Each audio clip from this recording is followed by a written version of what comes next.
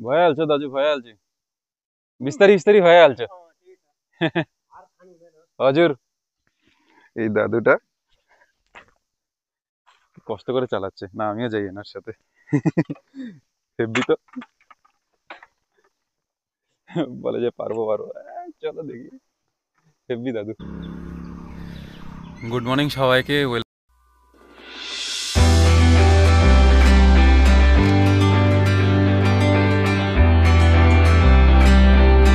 Back to তন্ময়ান Wills আশা করি সবাই ভালো আছো তো আমাকে দেখতে পাচ্ছ হয়তো প্রায় 1.5 মাস পর লাস্ট বাইক নিয়ে ঘুরতে গেছিলাম তো আজকে এসেছি সাইকেল নিয়ে তো এটা ওই সাইডে রংটং যারা শিলিগুড়ি বা এই সাইডে খুব ঘুরেছো এই সাইডে রংটংটা জাস্ট ক্রস করে হালকা একটু এগিয়ে এসে বসে আছি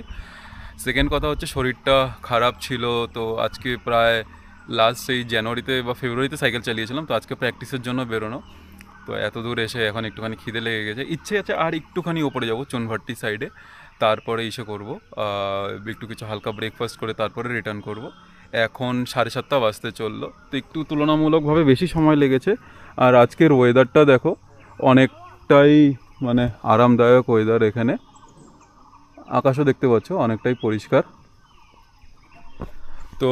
রাইড এক্সপিরিয়েন্সটাও তোমাদের দেখাচ্ছি আর তারপরে তোমাদের দেখাই যে কোথায় ব্রেকফাস্ট করি বা এরপরের কী প্ল্যান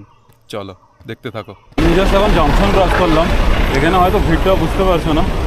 পেছনে আমি ক্যামেরা অন করার অপশন পাচ্ছিলাম না এতটা ভিড়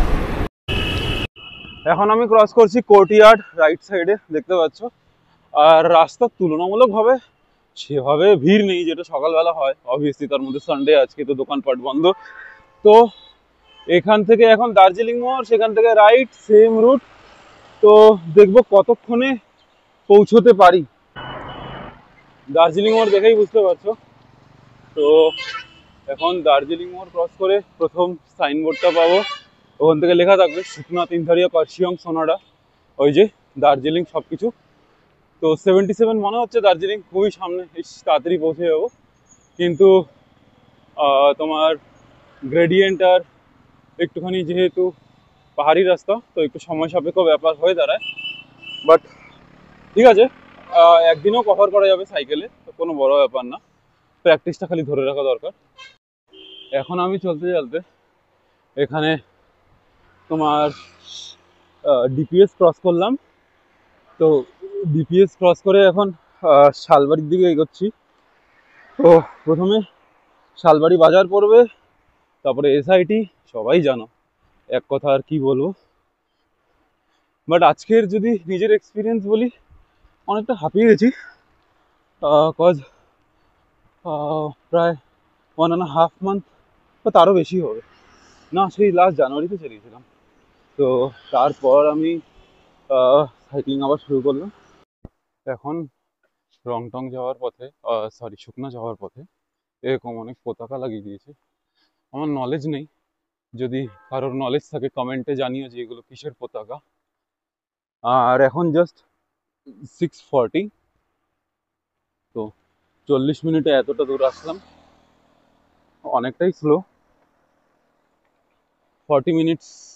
হয়নি হয়তো পুরোপুরি 40 মিনিটস হয়ে গেছে মানে অনগোয়িং রাইড হিসাবে তো এতক্ষণে এত দূর আসলাম তো অনেকটাই স্লো বলতে পারি নিজেকে এখানে একটা হনুমান বাবা আছে জয় সিয়ারাম আর এখানেই একটা প্রথম রেলওয়ে স্টেশন যেটা হচ্ছে শুকনা এই সাইডে আর ও এখানে অনেক রাইডাররা দাঁড়িয়ে আছে গ্রেট তো আমরা এখন সোজা এগোবো এখন আমার আপিল শুরু হলো তো এটা হচ্ছে শুকনার ফরেস্ট বাংলো রাইট সাইডে আর আমি এখন হালকা হালকা করে খুবই স্লোভাবেই চালাচ্ছি সত্যি বলতে তো হয়তো রংটংয়ের আগের থেকেই রিটার্ন করে যেতে পারি কিনা জানি না তো চলছি এই নানি এখন চলতে চলতে অনেকটাই চলে এসেছি আর একটু দূর গেলে একটা মাইলস্টোন পাবো আমি 5 নম্বর মানে রংটং থেকে 5 কিলোমিটার দূর ওই মাইলস্টোনটা ক্রস করলাম একটু কিছুক্ষণ আগে আর এখন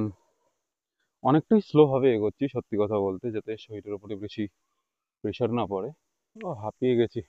বসবো এখানে একটু ছায়ার মধ্যে, একটু আরাম করে বসবো এখানে।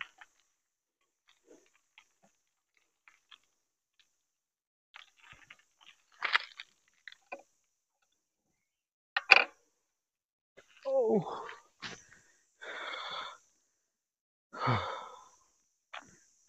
এখন রংটং চলে আসলাম, এখানে আগে আই লাভ রংটং ছিল, এখন হচ্ছে মদের বোতল রাখা আছে আই লাভ রংটং এর জায়গায়। কি সুন্দর, ঠিক আছে, ভালো জিনিস ভালো মানুষের তো সহ্য হয় না, না নিবি চয়েস। তো এখন রংটং ঢুকছি, মানে এম করেছিলাম করব করব, তো এক্স্যাক্টলি রানিং টাইম 1 ঘন্টা 36 মিনিট দেখাচ্ছে, বাট কিছুক্ষণ ব্রেকও নিয়েছি,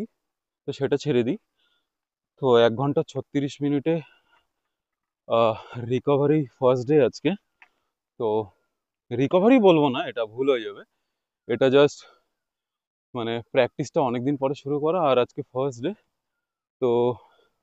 আর 2-3 মিনিট উপরে উঠতে লাগবে হয়তো, তো 1 ঘন্টা 40 মিনিটই ধরে রাখি। ওয়েদারটা দেখো কত ভালো।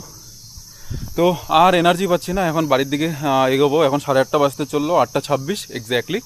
আর বাড়ি যেতে যেতে 1 থেকে সোয়া 1 ঘন্টা লেগে যাবে, কারণ একটুখানি জ্যাম পেতে পারি রাস্তার মধ্যে।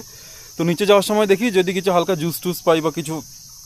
তো ব্রেকফাস্ট করে নেব, না হলে একবারে বাড়িতে গিয়ে ডাল ভাত। তো আজকের এতটুকুই ব্লগ ছিল, জাস্ট তোমাকে একটা এক্সপিরিয়েন্স শেয়ার করলাম যে উইকেন্ডটা কী করে কাটাচ্ছি,